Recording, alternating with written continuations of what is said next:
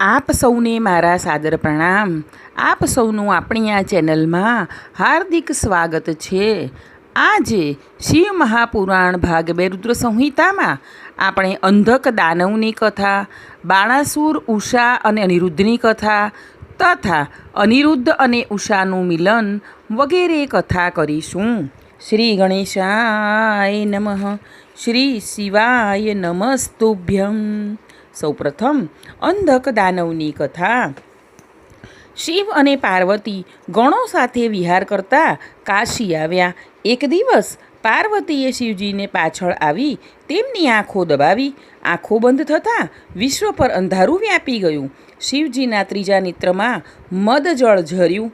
તેમાં એક ભયંકર અંધ કદરૂપો પુરુષ ઉત્પન્ન થતાં પાર્વતી ગભરાયા. તેથી શિવજી બોલ્યા, હે પાર્વતી, તમે મારા નેત્રો બંધ કર્યા, તેથી તે પેદા થયો. તેનું નામ અંધક છે. તારે એને તારા પુત્ર તરીકે ઉછેરવો પડશે. તે કાળે કશ્યપનો પુત્ર હિરણ્યાક્ષ પુત્ર પ્રાપ્તિ અર્થે તપ કરતો હતો. શિવજીએ પ્રસન્ન થઈ કહ્યું, તારા ભાગ્યમાં પુત્ર નથી, તેથી હું તને મારો પુત્ર આપું છું. તે મારા જેવો શૂરવીર અને પરાક્રમી છે. શિવજીએ અંધકને ભેટ ધર્યો. હવે હિરણ્યાક્ષે પોતાના પુત્રની સહાયથી સ્વર્ગ, પૃથ્વી બધું જીતી લીધું. ત્યારે વિષ્ણુએ વરાહનો અવતાર લઈ સુદર્શન ચક્રથી હિરણ્યાક્ષને હણ્યો અને પાતાળમાં લુપ્ત થયેલી પૃથ્વીને પોતાની દાઢ વડે બહાર કાઢી હિરણ્યાક્ષનું રાજ્ય તેમણે દાનવ પુત્ર અંધકને આપ્યું. એકવાર તેના પિતરાઈઓએ તેની હાંસી કરતાં કહ્યું, તું હિરણ્યાક્ષનો સાચો પુત્ર નથી, તું તો ઉછીનો આણેલો છે. તું આ દાનવનો સાચો વારસદાર નથી, તેથી તું રાજ્ય સોંપી દે. આથી તેણે વનમાં જઈ તપ આરંભ્યું. તેથી બ્રહ્માજીએ પ્રસન્ન થઈ વરદાન માગવા કહ્યું. ત્યારે તે બોલ્યો, મને દિવ્ય નેત્રો પ્રાપ્ત થાય, પિતરાઈ ભાઈઓ મારા ચાકર બને, દેવો, દૈત્યો, સર્પો, ગંધર્વો કે યક્ષોથી મારું મરણ ન થાય, સાક્ષાત નારાયણ કે મહેશ્વર પણ મને મારી શકે નહીં. બ્રહ્માજીએ કહ્યું, તારે સૃષ્ટિના ક્રમ અનુસાર મરણનું કોઈ કારણ તો સ્વીકારવું જ પડશે. ત્યારે અંધકે કહ્યું, મને મારી માતા તરફ કામભાવ પેદા થાય તો જ મારું મૃત્યુ થાય. બ્રહ્માના વરદાનથી અંધકે ચક્ષુ અને હૃષ્ટપુષ્ટ દેહ ધારણ કર્યો. તેણે દેવો સાથે યુદ્ધ કરી સ્વર્ગ જીતી લીધું અને ત્રિલોકને વશ કર્યો. તેણે દેવો, વેદો તથા ભૂદેવોને માન્ય રાખ્યા નહીં કે કોઈ પુણ્ય કર્મ પણ કર્યું નહીં. એક દિવસ અંધક તેના સૈન્ય સહિત મંદરાચલ પર્વત પર રહેવા લાગ્યો. એકવાર તેના 3 મંત્રીઓએ વિહાર કરતા એક તપસ્વીની સાથે એક સુંદર રમણીને જોઈ. તેઓએ અંધક પાસે આવીને સઘળી વાત કરી. અંધકને એ નારીમાં કામભાવ પેદા થયો અને મંત્રીઓને તે સ્ત્રી લઈ આવવા કહ્યું. મંત્રીઓ એ ગુફામાં બેઠેલા મુનીશ્વર પાસે આવી અસુરનો સંદેશો કહ્યો. એ તપસ્વી ભગવાન સદાશિવ પોતે જ હતા. મંત્રીઓએ કહ્યું, હે મહાન તપસ્વી, અમે ત્રિલોકના નાથ અંધકના મંત્રીઓ છીએ. તેમણે કહેવડાવ્યું છે કે તમારે વળી આવી સ્વરૂપવાન સ્ત્રીનું શું કામ છે? તમે તે સ્ત્રીને દૈત્યરાજને સોંપી દો. જો તમે એનો અનાદર કરશો તો તમારે તમારું શરીર ગુમાવવું પડશે. મંત્રીના સંદેશા પરથી શિવજીને લાગ્યું કે હવે અંધકનું મૃત્યુ આવી ગયું છે.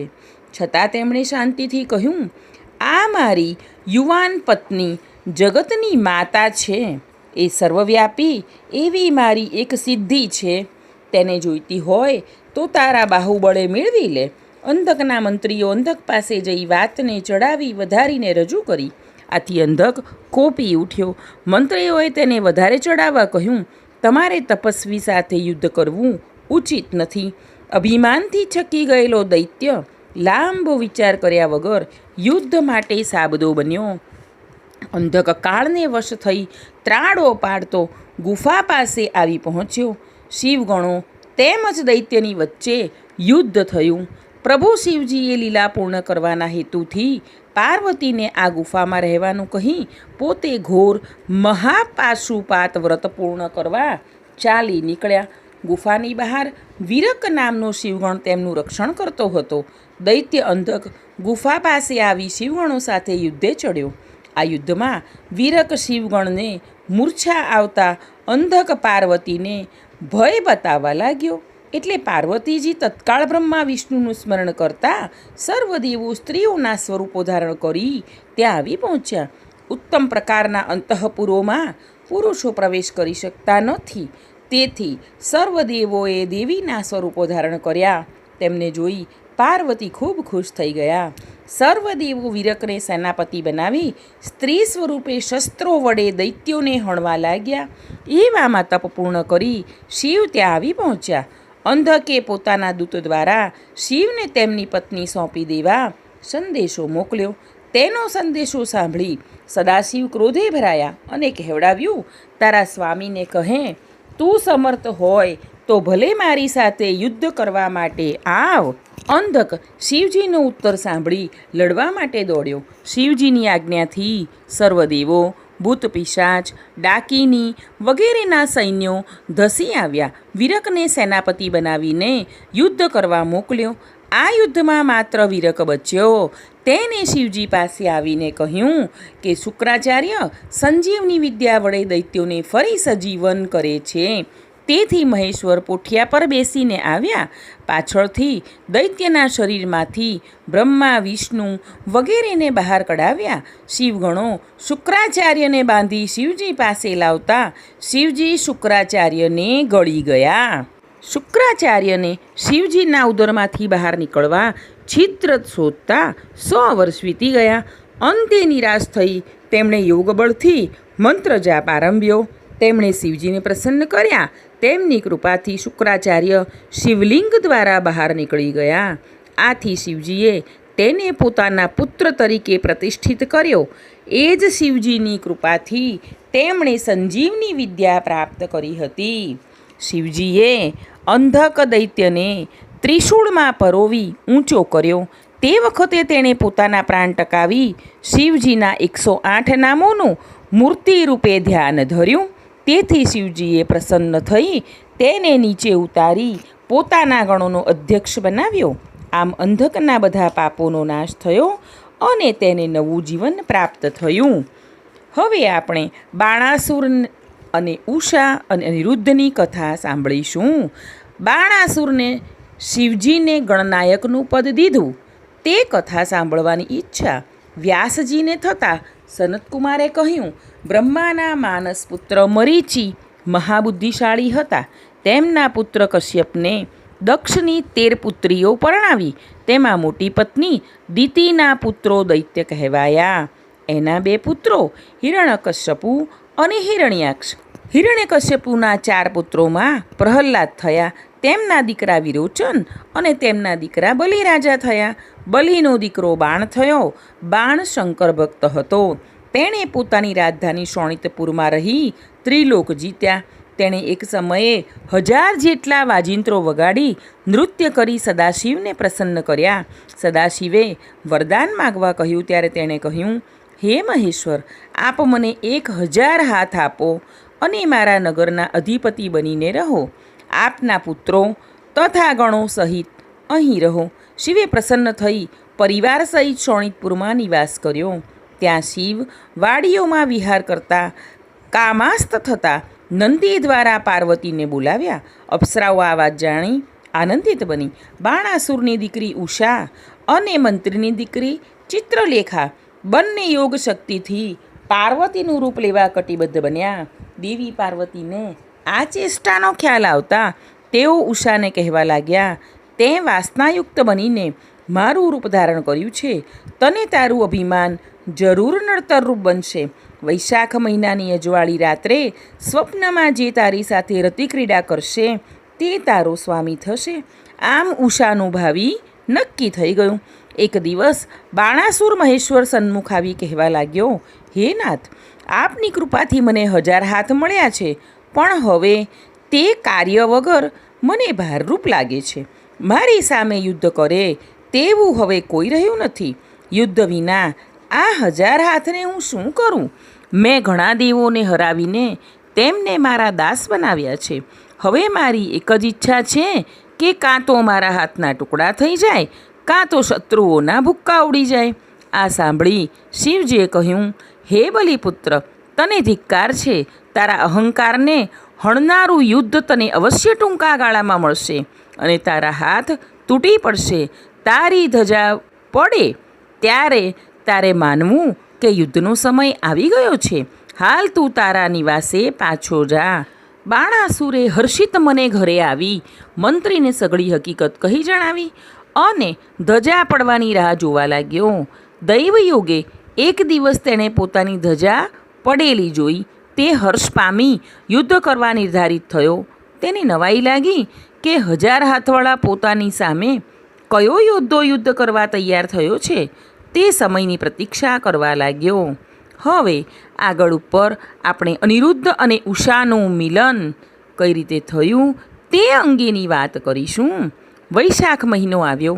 બાણાસુરની પુત્રી ઉષા અંતઃપુરમાં સૂતી હતી ત્યારે પાર્વતીએ દિવ્ય માયાથી કૃષ્ણના પૌત્ર અનિરુદ્ધને સ્વપ્નમાં તેની પાસે મોકલ્યો. સૂતેલી ઉષાના સ્વપ્નમાં અનિરુદ્ધના દર્શન થતાં તે એકદમ મુગ્ધ બની સ્વપ્નમાં જ તેની સાથે રતિક્રીડા કરી. ઉષાની આંખો ખુલતા અનિરુદ્ધ અદૃશ્ય બની ગયો. તે દ્વારકા ભણી ચાલ્યો ગયો. ઉષાએ પોતાની સખી ચિત્રલેખાને પોતાના સ્વપ્નોની વાત જણાવી એટલે ચિત્રલેખાએ પડદા ઉપર વિવિધ મનુષ્યોના, દેવોના, દૈત્યોના, ગંધર્વોના, યક્ષોના, સિદ્ધોના આ બધાના ચિત્રાંકનો કરી બતાવવા લાગી. પરંતુ ઉષાએ તે સગળાને નકારી દીધા. અંતે ચિત્રલેખાએ યાદવો પૈકી વસુદેવ, બલરામ, શ્રીકૃષ્ણ, પ્રદ્યુમ્ન અને અનિરુદ્ધના ચહેરા ચિતર્યા. અનિરુદ્ધનું ચિત્ર જોતાં જ ઉષાએ તેને પોતાના સ્વપ્નનો રાજકુમાર જણાવ્યો. ચિત્રલેખાએ યોગ બળથી બધી માહિતી મેળવી દ્વારકા જઈ અનિરુદ્ધને પલંગ સહિત ઉઠાવી લાવી અને તે ઉષાને સોંપ્યો. ઉષા પોતાના અંતઃપુરમાં ગુપ્તપણે અનિરુદ્ધ સાથે રહેવા લાગી. અંતઃપુરના રક્ષકોએ એ દિવ્ય પુરુષને જોઈ લેતા તેના પિતા બાણાસુરને વાત કરી. દ્વારપાળોની વાત સાંભળતા જ દૈત્ય ક્રોધે ભરાયો. તે કન્યાના આવાસમાં જતા એક સુંદર યુવાનને જોયો. તે યુવાનને જોઈ વિસ્મય પામી કહેવા લાગ્યો, તે મારી પુત્રીને કલંકિત કરી મારા કુળની પ્રતિષ્ઠાને ધોખો પહોંચાડ્યો છે.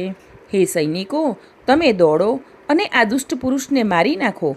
બાણાસુરની આજ્ઞા થતાં જ બધા દૈત્યોએ અંતઃપુરને ઘેરાવ કર્યો. ઉષા તો બાણાસુરનું સૈન્ય જોઈ વ્યાકુળ બની ગઈ.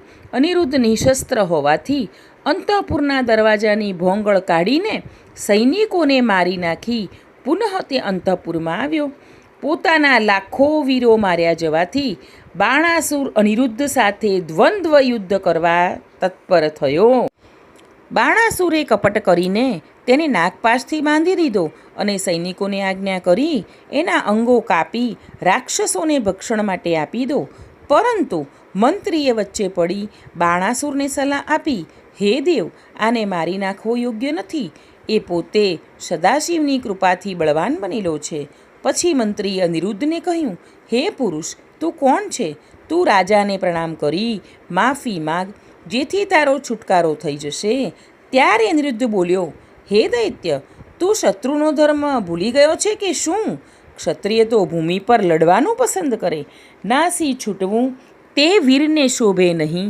અનિરુદ્ધનું વચન સાંભળીને બાણાસુર તથા મંત્રી વિસ્મય પામ્યા. ત્યારે આકાશવાણી થઈ, હે બાણાસુર, તારે ક્રોધ કરવો યોગ્ય નથી. તું શંકર ભક્ત છે, તેથી તું વિચાર કર. શિવ જ જગતના કર્તા, પોષણ કરનાર અને સંહારનાર છે.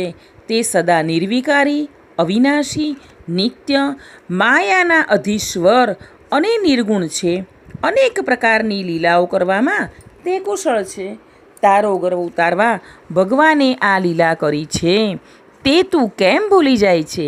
આકાશવાણી સાંભળી બાણાસુરે અનિરુદ્ધને માર્યો નહીં. નાગપાશમાં જકડાયેલા અનિરુદ્ધે દુર્ગાદેવીનું સ્મરણ કરતા પ્રસન્ન થયેલા દેવીએ નાગપાશનું પિંજર તોડી નાખી અનિરુદ્ધને મુક્ત કર્યો અને ઉષાના અંતઃપુરમાં મૂકી દીધો. તે ઉષા સાથે ફરી પ્રેમ ક્રીડામાં મશગુલ બની ગયો. આ બાજુ દ્વારકામાંથી અનિરુદ્ધનું હરણ થવાથી સ્વજનો શોકમાં ગરકાવ થઈ ગયા. અનિરુદ્ધની તપાસ ગતિવેગે ચાલુ થઈ ગઈ. તે દરમિયાન મહર્ષિ નારદે ત્યાં આવી અનિરુદ્ધે શોણિતપુરમાં કરેલા પરાક્રમની સઘળી હકીકત જણાવી. આ સાંભળી શ્રી કૃષ્ણ અનિરુદ્ધને છોડાવવા તૈયાર થયા. શ્રી કૃષ્ણની સાથે અનેક શક્તિશાળી યાદવો તથા 12 અક્ષૌહિણી સેના ચાલી નીકળી. યાદવોએ શોણિતપુરને ઘેરી લીધું. આથી બાણાસુર પોતાની દૈત્ય સેનાની સાથે યુદ્ધ માટે નીકળ્યો. તેની મદદમાં રુદ્ર પણ પોઠિયા પર આરૂઢ થઈ તેમના દીકરા તથા ગણો સાથે આવ્યા અને કૃષ્ણ સાથે તુમુલ યુદ્ધ મચાવ્યું. બ્રહ્માસ્ત્ર, વાયવાસ્ત્ર, પર્વતાસ્ત્ર, અગ્નેયાસ્ત્ર, મેઘાસ્ત્ર, પાશુપતાસ્ત્ર અને નારાયણાસ્ત્ર સામસામે છૂટવા લાગ્યા. તેમનું યુદ્ધ જોવા બ્રહ્મા, દેવેશ્વરો, અપ્સરાઓ પણ ત્યાં આવી પહોંચી. બંને વચ્ચે ભીષણ યુદ્ધ ચાલતું હતું. શ્રી કૃષ્ણની સેનામાં ભંગાણ પડતા તે ચિંતિત બન્યા. તેમણે તરત જ વરુણદેવ સંબંધી પોતાનો ટાઢિયો તાવ મોકલ્યો. સામેથી શિવજીએ પોતાનો ટાઢિયો તાવ મોકલ્યો. જે બંને લડવા માંડ્યા. અંતે કૃષ્ણનો તાવ નિર્બળ પડવાથી કૃષ્ણ શિવને શરણે ગયા. શિવની સ્તુતિ કરતા તેઓ કહેવા લાગ્યા, હે દેવાધિદેવ, આપની આજ્ઞાથી જ હું બાણાસુરના હાથ કાપવા આવ્યો છું. કારણ કે ગર્વિષ્ઠ બનેલા બાણાસુરને આપે જ શાપ આપ્યો છે. આપ યુદ્ધના મેદાનેથી પાછા જાઓ. મને બાણાસુરના હાથ કાપવાની આજ્ઞા આપો. ત્યારે શિવે કૃષ્ણને કહ્યું, હે તાત, તમારી વાત સાચી છે. તમે મારી આજ્ઞાથી અહીં આવ્યા છો, પણ મારી હાજરીમાં મારા ભક્તના હાથ કપાય તે યોગ્ય નથી. માટે પ્રથમ તમે મને બેભાન કરો અને મારા બેભાન સમય દરમિયાન તમે તમારું કાર્ય પૂર્ણ કરો. શિવજીની આજ્ઞા પ્રમાણે શ્રી કૃષ્ણે ભોળાનાથને બેહોશ કરી દીધા. આથી દૈત્ય સેનામાં હાહાકાર મચી ગયો. આથી કોપિત થયેલો બાણાસુર યુદ્ધક્ષેત્રમાં આવી શ્રી કૃષ્ણ સામે યુદ્ધે ચડ્યો. શ્રી કૃષ્ણ અને બાણાસુર વચ્ચે ભયંકર યુદ્ધ થયું. બંને વચ્ચે લાંબો સમય યુદ્ધ ચાલ્યું. પછી ભગવાન શ્રી કૃષ્ણે સુદર્શન ચક્ર ધારણ કરી બાણાસુરના હાથ કાપવાનું શરૂ કર્યું. પછી જેવું તેનું માથું છેદવા ગયા ત્યાં શિવજી ભાનમાં આવ્યા અને શ્રી કૃષ્ણને અટકાવીને કહ્યું, તમે બાણાસુરનું માથું કાપશો નહીં. મેં મારા ભક્તને વરદાન આપ્યું છે કે તેને કદી મૃત્યુનો ભય સતાવશે નહીં. પોતાની મતિ વિસરી જવાથી મેં એને આજ્ઞા આપી હતી કે શ્રી કૃષ્ણ તારા સહસ્ત્ર હાથ કાપી તારા ગર્વને હણશે. તમે આજે એના હાથ કાપી એના અભિમાનનું ખંડન કર્યું છે. તમે તમારું ચક્ર પાછું ખેંચી લો. પછી શિવજીએ બંને પક્ષો વચ્ચે મિત્રતા કરાવી શ્રી કૃષ્ણને વર કન્યાને લઈ દ્વારકા જવા માટે આજ્ઞા કરી. બાણાસુરે શોણિતપુરમાં ઉષા અનિરુદ્ધનો વિવાહ ઉત્સવ યોજ્યો અને પોતાની પુત્રીને પુષ્કળ રત્નો આપ્યા. શ્રી કૃષ્ણ પૌત્ર તથા તેની પત્ની સાથે દ્વારકા પાછા આવી સુખેથી રહેવા લાગ્યા. પોતાની દીકરીને અનિરુદ્ધ સાથે વિદાય કરી દુઃખી વદને બેઠેલા બાણાસુર પાસે નંદીશ્વર આવી કહેવા લાગ્યા, હે દૈત્યેન્દ્ર, તું શોક કરીશ નહીં. આ બધું ભોળાનાથની ઈચ્છાથી જ થયું છે, માટે તું એમનું સ્મરણ કર. આથી બાણાસુરે શિવજીની સન્મુખ જઈ ભાવથી સ્તુતિ કરી. તેણે તાંડવ નૃત્ય કર્યું. તે ગીતો ગાતો ગાતો નૃત્ય કરતો રહ્યો. તેથી પ્રસન્ન થયેલા શિવે બાણાસુરને વરદાન માગવા કહ્યું. ત્યારે તેણે વરદાન માગતા કહ્યું, જ્ઞાની લોકો, દેવો અને વિષ્ણુ પ્રત્યે મને વેરભાવ થાય નહીં, તેમજ દૈત્ય પાપથી મુક્તિ મળે. તેણે સદૈવ શિવભક્તિ માંગી. તેણે બાહુયુદ્ધ કરી દાખવેલી ઉદ્ધતાઈ માટે ક્ષમા માગી અને અવિનાશી ગણપદ માગ્યું. તેમજ શોણિતનગર ઉપર ઉષાના પુત્રને પ્રતિષ્ઠિત કરવા વરદાન માગ્યું. આમ તે સ્તુતિ કરતો ક્યાંય સુધી ઊભો રહ્યો. શિવજીએ તથાસ્તુ કહી તેના માથા ઉપર હાથ મૂક્યો કે તેનું સર્વ દુઃખ મટી ગયું. પછી શિવજી અદૃશ્ય થઈ ગયા. અહીં આજની કથાઓ પૂર્ણ થાય છે. ઉમાપતિ મહાદેવની જય. આગળની કથા સાંભળવા માટે આપણી આ ચેનલને લાઈક, શેર અને સબસ્ક્રાઈબ કરવાનું ન ભૂલતા. આપ સૌ હંમેશા ખુશ રહો તેવી પ્રભુ પાસે પ્રાર્થના.